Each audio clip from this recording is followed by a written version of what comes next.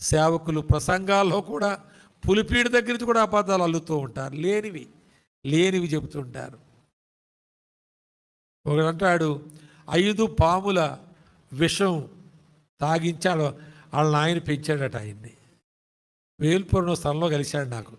ఏమండి, ఎగరేసుకుని పిలుస్తున్నారు ఆయన చాలామంది సాక్ష్యం చెప్పడానికి, ప్రసంగాలు చేయడానికి. సరే, పేర్లు ఊరు చెప్పడం నాకంత సభ్యతగా ఉండదని చెప్పడం లేదు, కానీ వేల్పూర్ దగ్గర కలిశాడు. నేనన్నాను, బాబు, పాముల విషయం తాగితే ఎవడు చావడు, ఒకవేళ విషయం ఏ తండ్రి పట్టించడు, ఒకవేళ ఏం మూర్ఖుడన్నా పట్టిస్తే కూడా దానివల్ల ఏం చచ్చిపోయేది ఏమీ లేదు, అది కరిస్తే చేస్తారు. పాముల విషయం పిండితే వచ్చేది కాదు. అసలు పాముకి విషయం ఎప్పుడో తెలుసా నీకు? మీ నాయనకి తెలుసా అసలు? కనుక పాములు కలిసిన వాళ్ళందరూ చచ్చిపోరు, భయాన్ని చచ్చిపోయే వాళ్ళు చాలామంది ఉంటారు. కానీ ఒక పాముకి విషం పంటిలో ఉండదు, పంటిలోంచి విషం ఉండదు.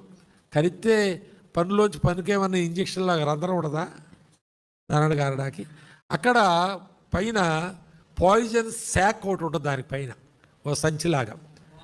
ఏమండి, కూరలు కాదు, కూరలు పైనుంచి ఉంటాయి, దాని చుట్టూ ఆ బ్యాగ్ సంచి, శాక్ అంటే సంచి, ఆ ఎంబ్రియో శాక్ అంటారు కదా, అట్లా గర్భసంచిలాగా అది ఒక పాయిజనస్ శాక్ అక్కడ ఉంటే, అది 4 దినాల నుంచి ఏమీ తినకపోతే, దేన్ని కాటేయకపోతే, అప్పుడు దాంట్లో విషం ఫామ్ అవుతుంది. అప్పుడు అది కరిస్తే పన్ను దిగుతుంది నీకు.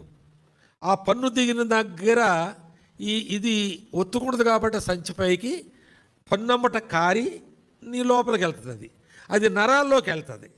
అప్పుడు అది ఆ పాయిజన్ రక్తంలో కలుస్తుంది. అంతేగాని ఇలాంటి మాటలు ఎవరు చెప్తాను అంటే, వింటున్నారు కాబట్టి చెబుతున్నాను, నమ్ముతున్నారు కాబట్టి నాకు చప్పట్లు కొడతారు అన్నాడు ఆయన.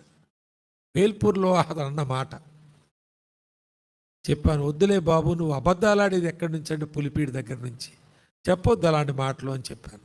కొంతకాలం పోయాక నేను గుడివాడ వెళ్ళాను. గుడివాడలో సంజయ్ బర్నబాస్ గారి ఇంటికి వెళ్తాను. 3 తూముల దగ్గర ఉండదు వాళ్ళ ఇల్లు. అయితే అటు పోదామని రిక్షా ఎక్కాను. బస్ దిగి ఆ రిక్షా దొక్కి ఆయనకు సువార్త చెప్తున్నాను. పొద్దుటే 6 గంటలకే. బాబు, ప్రభుని నమ్ముకో అట్లా చెప్తుంటే, మా తమ్ముడు పాస్టరే అన్నాడు. ఎవరు మీ తమ్ముడు అంటే ఈయన పేరు చెప్పాడు. అరే అలానా, అయితే మరి మీ నాయన పాముల విషయం పట్టించేవాడు పెంచాడంటే అలాగేం చేసి లేదు సార్, అట్లా ఎందుకు చేస్తాడు?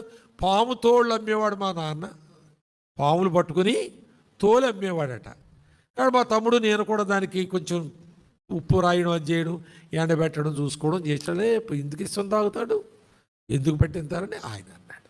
ఇలాంటి వాళ్ళందరూ స్టేజ్ ఎక్కించేసి వాళ్ళ వేషం ఏదో ఫోటోలు వేసేసి, ఆడేదో అడివి మనిషి అని ఇక్కడి నుంచి ఓ డ్రెస్సు పైన ఓ డ్రెస్సు, ఇలాంటి విధంగా మనం అబద్ధాలు అల్లే వాళ్ళని పిలిచి పులిపీటలు ఎక్కించి నవ్వించి ఈయన పిలుచుకోవాలి, మన వాళ్ళు చెప్పించుకోవాలి, ఎంతో బాగుంటే మీటింగ్లు సక్సెస్ అయిపోతాయి అనుకుని గెహాజీలను పిలుస్తూ ఉన్నారు.